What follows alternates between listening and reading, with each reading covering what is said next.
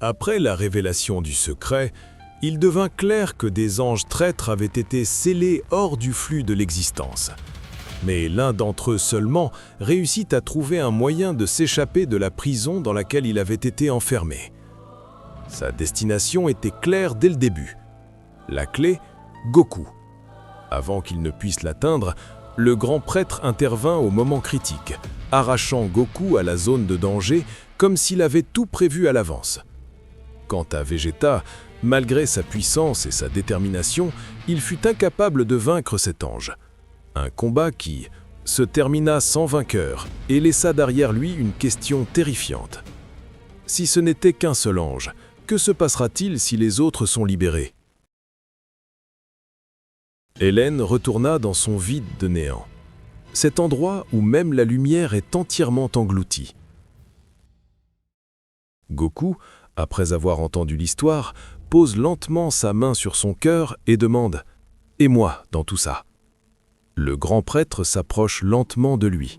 « Avant toi, il y avait l'équilibre. » Il se penche légèrement, parlant avec clarté, « Mais le jour de ta naissance, une fissure est apparue dans le seau. » Goku tremble. « C'est moi qui l'ai provoqué. » Le grand prêtre pose une main douce sur l'épaule de Goku. « Tu es la clé, Goku. C'est pour cela que Elon est venu. » Goku lève la tête vers le ciel. Un bref instant de silence, puis son regard se durcit, tranchant le calme. « C'est lui qui a pris mon père, ma mère, et effacé leur monde de l'existence. » Il se relève lentement. Une aura dorée s'embrase autour de lui, de plus en plus éclatante. « Si c'est le chemin qui m'est destiné, alors je le suivrai, jusqu'au bout. » Sur sa main, les fissures lumineuses s'étendent plus loin que jamais, brillant comme si elles s'éveillaient d'un long sommeil. Le sourire d'Elon apparaît, faible, mais tendu. Il le sent. Ces fissures sur la main de Goku ne sont plus seulement de la puissance, elles sont un signe. Le grand prêtre observe en silence. Il ne dit rien, comme s'il attendait un instant qu'il sait inévitable. Puis il esquisse un léger sourire empreint de tristesse. Un sourire porteur d'un sens caché. Le grand prêtre Elon n'est pas un adversaire comme les autres. Il est le chaos dans sa forme la plus pure. Goku sourit, simplement, calmement, mais débordant de confiance. Alors, je deviendrai celui qui mettra fin au chaos. Dans le lieu du vide absolu, Elon se tient dans le néant supérieur, les yeux brillants d'un gris froid et sans vie. Derrière lui, les ombres de créatures colossales émergent. Des chaînes brisées pendent de leur corps. Leurs yeux luisent dans l'obscurité. Un murmure terrifiant résonne. « Libère-nous, ange déchu. » Le grand prêtre lève lentement la main. Une porte radieuse se forme devant eux, s'ouvrant doucement, comme si elle les invitait à traverser vers un autre royaume. Au moment où Goku franchit le seuil, il se retrouve dans une étendue infinie. Un sol semblable à de l'eau s'étend au-delà de ce que l'esprit peut concevoir. Le ciel au-dessus est parfaitement clair, vide, de toute créature ou trace de vie. Pas de vent, pas de son. Seulement un silence qui touche l'âme. Un lieu qui semble exister hors de l'existence elle-même. Le grand prêtre se tient devant lui, les mains calmement croisées derrière le dos. « Goku, dans cet endroit, nous ne compterons pas sur ton corps. Ici, nous allons libérer ce que l'existence elle-même t'a tenté de cacher. » Goku regarde autour de lui, confus. Où sommes-nous? Dans un royaume qu'aucun ange ne peut atteindre. Il lève un doigt. Soudain, une dimension remplie de souvenirs brisés se déploie devant eux. Un enfant qui hurle, une main tendue pour le sauver. Une lumière éclatant scellant 3 bêtes. Bardock qui s'effondre. L'attaque d'Elon engloutissant la planète. Goku se prend la tête à 2 mains, submergé par la douleur. Pourquoi? Pourquoi est-ce que je vois tout ça? Le grand prêtre s'approche. Parce que ta puissance ne sera jamais complète tant que tu n'auras pas affronté la vérité dont tu es né. Sur la planète Terre, après que tout soit enfin revenu à la normale, le monde plonge dans un profond sommeil. Les villes sont immobiles, la nuit enveloppe tout de silence. Sauf un seul endroit. À l'intérieur de la machine à gravité, Vegeta est éveillé. Il s'entraîne dans un silence brutal, poussant son corps jusqu'à ses limites absolues, hanté par ce qui lui est arrivé lors du dernier combat, comme si chaque coup et chaque respiration portaient encore le poids de cet affrontement. Gravité réglée à 5000 fois la normale. Son corps s'écrase instantanément au sol. Vegeta tente de se relever. Il rit malgré la douleur. Ilan, si tu es le sommet de l'existence, alors je serai le danger qui s'élève sous toi. Après des heures, Goku se tient au centre du vide blanc. Ses yeux sont remplis de larmes. L'énergie autour de lui s'embrase, mais elle n'est ni dorée ni argentée. C'est une énergie transparente, pure, proche du néant lui-même. Je ne permettrai pas que ceux qui sont scellés soient libérés, et j'arrêterai Ilan, même si mon existence elle-même doit se consumer. Soudain, le grand prêtre ferme les yeux. Le vide blanc commence à trembler. Goku ressent un poids écrasant s'abattre sur ses épaules. Qu'est-ce que c'est? Mon corps? Ce n'est que le commencement. J'ai augmenté la gravité ici à un niveau qui n'a plus été utilisé depuis l'ère précédant les anges. Goku tente de se relever. Mais la gravité s'écrase sans pitié sur son dos, ne lui permettant même pas de lever la tête. Non, je ne tomberai pas. Le grand prêtre lève la main. La gravité augmente à 10 000 fois. Goku tombe à genoux, le visage plaqué au sol. Le grand prêtre ne cherche pas seulement à accroître la puissance de Goku, mais à éveiller la clé cachée en lui. Et pour cela, l'entraînement ou la force brute ne suffisent pas. Les émotions doivent fusionner avec la puissance, car à ses yeux, elles sont une arme à double tranchant. Elles peuvent devenir une faiblesse fatale, ou, dans le même instant, la plus grande source de force. Goku est l'expérience décisive entre les deux. Dans un instant fugace, le grand prêtre bouge la main, et des sphères lumineuses fusent vers Goku. Avant qu'elles ne l'atteignent, des cercles de lumière se forment autour de lui, un après l'autre, tournoyant selon un rythme étrange et précis. Puis, Goku se relève.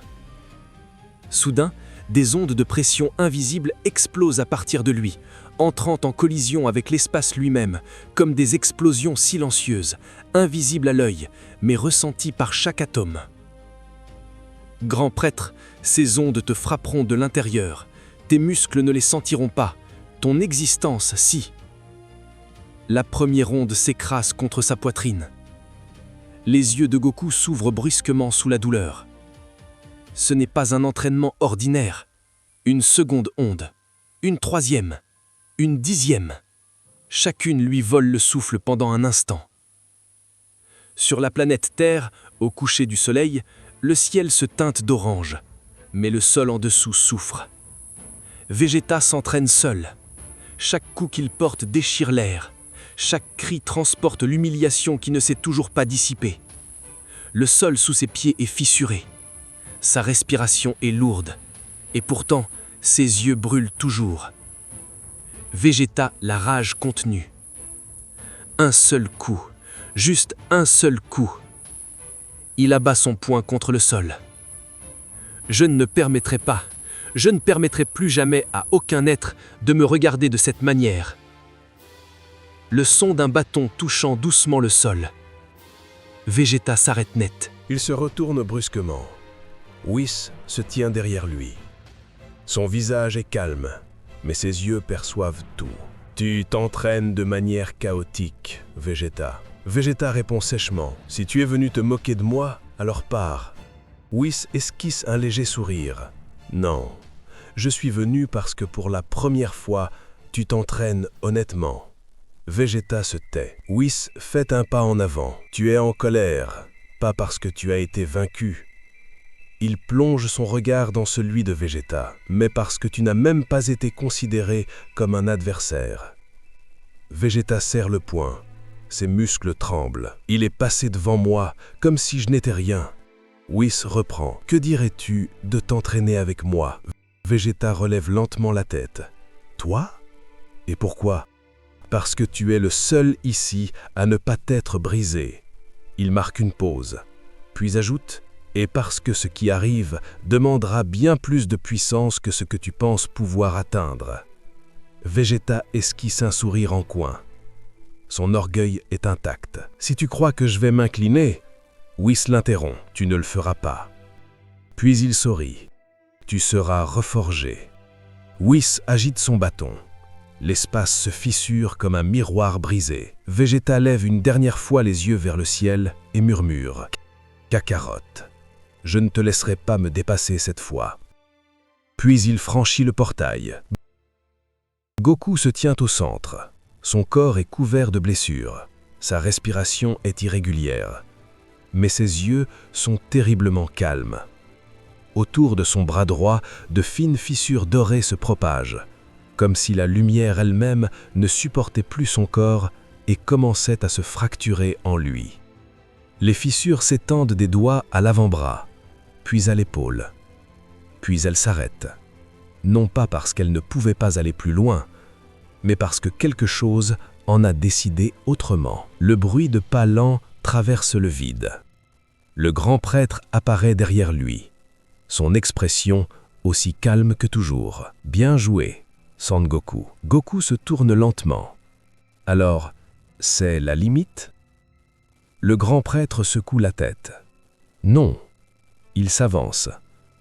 Si la clé s'éveillait d'un seul coup, le corps s'effondrerait avant même de comprendre ce qui lui arrive. Il marque une pause. Puis, un sourire plus large, plus profond, se dessine sur son visage. Mais le but de cet entraînement n'a jamais été la puissance, Goku. Alors, quoi? Le grand prêtre lève les yeux et plonge son regard dans le sien. L'éveil complet. Le vide autour d'eux tremble légèrement. La clé n'a jamais été une technique. Il s'arrête. C'est une transformation totale. Les yeux de Goku s'écarquillent, comme si ces mots l'avaient frappé de plein fouet. La clé, c'est l'instant où tu comprends qui tu es réellement. Et alors, la puissance vient d'elle-même. Goku regarde sa main. Les fissures dorées sont toujours là, comme si elles attendaient son ordre. Goku d'une voix basse. « Alors, je ne l'ai pas encore atteinte. » Le grand prêtre sourit. « Tu as atteint le point à partir duquel il n'y a plus de retour en arrière. » Puis il ajoute, d'un calme glaçant, « Maintenant, tu es l'équilibre lui-même. »